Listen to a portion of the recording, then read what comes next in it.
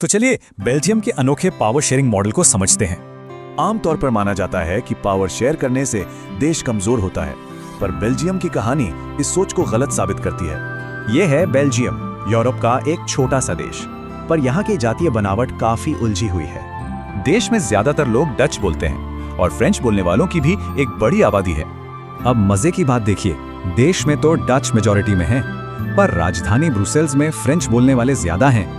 लेकिन हिस्टोरिकली जो minority French community थी वो ज्यादा अमीर और ताकतवर थी और यहीं से टेंशन शुरू हुई। और इसी वजह से 1950s और 60s में दोनों कम्युनिटीज के बीच टकराव बहुत ज्यादा बढ़ गया। तो सवाल ये था कि देश को टूटने से कैसे बचाया जाए। बेल्जियम के नेताओं ने एक बिल्कुल अलग रास्ता अपनाया। इसके लिए उन्होंने अपने संविधान में 4 बार बदलाव किए ताकि सब साथ रह सकें। तो चलिए देखते हैं इस बेल्जियन मॉडल के 4 सबसे जरूरी हिस्से कौन से थे। पहला, सेंट्रल गवर्नमेंट में डच और फ्रेंच बोलने वाले मंत्रियों की संख्या बराबर होगी। इससे ये तय हो गया कि कोई भी एक कम्युनिटी अकेले ही सारे बड़े फैसले नहीं ले सकती। दूसरा, सेंट्रल गवर्नमेंट की कई पावर स्टेट गवर्नमेंट्स को दे दी गई।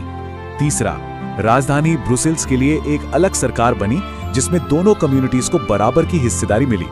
और चौथा, एक बिल्कुल ही अलग तरह की कम्युनिटी गवर्नमेंट बनाई गई जिसका काम कल्चर और एजुकेशन जैसे मुद्दे देखना था। हाँ, ये मॉडल सुनने में बहुत कॉम्प्लिकेटेड लगता है और सच तो ये है कि बेल्जियम में रहने वालों के लिए भी ये कॉम्प्लिकेटेड है। पर इसी कॉम्प्लिकेटेड सिस्टम ने देश को सिविल वॉर और बंटवारे के खतरे से बचा लिया।